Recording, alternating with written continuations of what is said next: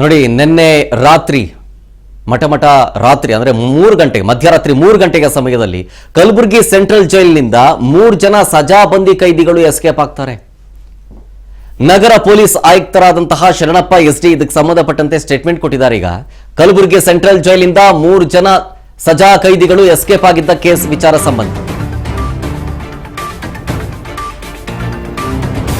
ಮಧ್ಯರಾತ್ರಿ 3 ಗಂಟೆಗೆ ಜೈಲಿನ ಕಾಂಪೌಂಡ್ ಎಗ್ರಿ ಎಸ್ಕೇಪ್ ಆಗಿರೋದು. ಸೇಮ್ ಸಿನಿಮಾ ಸ್ಟೈಲ್ನಲ್ಲಿ 3 ಜನ ಸಜಾ ಕೈದಿಗಳು ಎಸ್ಕೇಪ್ ಆಗಿದ್ರು.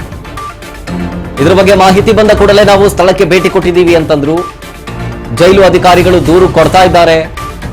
ಫರಹತಾಬಾದ್ ಠಾಣೆಯಲ್ಲಿ ಪ್ರಕರಣ ದಾಖಲಾಗಿದೆ. 3 ವಿಶೇಷ ತಂಡವನ್ನೂ ಕೂಡ ಇದ್ರ ಬಗ್ಗೆ ರಚನೆ ಮಾಡಿದ್ದೀವಿ.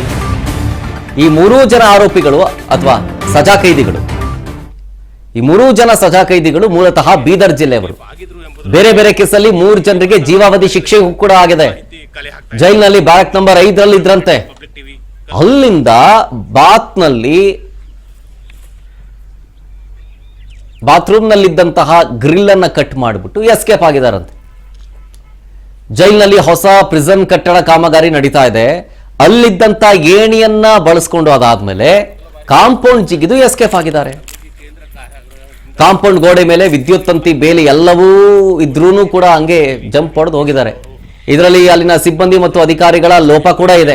ಆದಷ್ಟು ಬೇಗ ಈ ಸಜಾ ಕೈದಿಗಳು ಎಸ್ಕೇಪ್ ಆಗಿದಾರಲ್ಲ, ಅವರನ್ನ ಅರೆಸ್ಟ್ ಮಾಡಬೇಕು ಬೇಗ ಅಂತ ಮಾಹಿತಿ ಕಲೆ ಹಾಕ್ತಾ ಇದ್ದಾರೆ. ಕ್ಯಾಮರಾ ಪರ್ಸನ್ ಮನೀಶ್ ವಿಸಿಟ್ ಮಾಡಿ ಪರಿಶೀಲನೆ ಮಾಡಿದ್ದೀವಿ. ಮತ್ತು ಈಗಾಗಲೇ ಪ್ರಿಸನ್ ಅಧಿಕಾರಿಗಳು ಏನಿದ್ದಾರೆ ಸಂಬಂಧಪಟ್ಟವರು ದೂರನ್ನು ನೀಡ್ತಾ ಇದ್ದಾರೆ.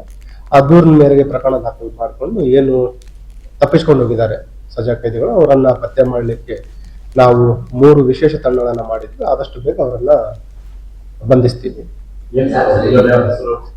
ಬೇಸಿಕಲಿ ಇವರೆಲ್ಲ ಏನಿದ್ದಾರೆ 3 ಜನ ಆರೋಪಿಗಳು ಮೂಲತಃ ಬೀದರ್ ಜಿಲ್ಲೆಯವರಿದ್ದಾರೆ ಮತ್ತು 3 ಜನರಿಗೆ ಸಜೆ ಆಗಿದೆ. 2 ಜನ ಆರೋಪಿಗಳಿಗೆ ಲೈಫ್ ಸೆಂಟೆನ್ಸ್ ಆಗಿದೆ ಕೊಲೆ ಪ್ರಕರಣದಲ್ಲಿ, ಮತ್ತು ಇನ್ನೊಬ್ಬ ಆರೋಪಿಗೆ 20 ವರ್ಷ ರಿಗರಸ್ ಇಂಪ್ರಿಸನ್ಮೆಂಟ್ ಒಂದು ಪೋಕ್ಸೋ ಕೇಸಲ್ಲಿ ಸಜೆ ಆಗಿರುವಂಥದ್ದು. 3 ಜನ ಮೂಲತಃ ಬೀದರ್ ಜಿಲ್ಲೆಯವರಿದ್ದಾರೆ ಮತ್ತು ಒಂದು ಏನು ಬ್ಯಾರಕ್ ನಂಬರ್ 5 ಇತ್ತು, ಅಲ್ಲಿಂದ ಇವರು ತಲೆಮರೆಸಿಕೊಂಡಿರೋ ಬಗ್ಗೆ ಮಾಹಿತಿ ಇದೆ. ಹೆಚ್ಚಿನ ಒಂದು ತನಿಖೆ ಈಗಾಗಲೇ ನಡೀತಾ ಇದೆ. ಸ್ಥಳಕ್ಕೆ ನಾವು ಸೋಕೋ ಟೀಮ್ ಅವರಿಗೆ ಕೂಡ ಕರೆಯಿಸಿ ಏನು ಸ್ಥಳ ಇದೆ ಅದನ್ನ ವೈಜ್ಞಾನಿಕವಾಗಿ ಪರಿಶೀಲನೆ ಕೂಡ ಮಾಡ್ತಾ ಇದ್ದೀವಿ. 3 ಏನು ಆರೋಪಿಗಳಿದ್ದಾರೆ, 3 ಜನ ಕೂಡ ಬೇರೆ ಬೇರೆ ಪ್ರಕರಣಗಳಲ್ಲಿ ಭಾಗಿಯಾಗಿರುವಂತದ್ದು.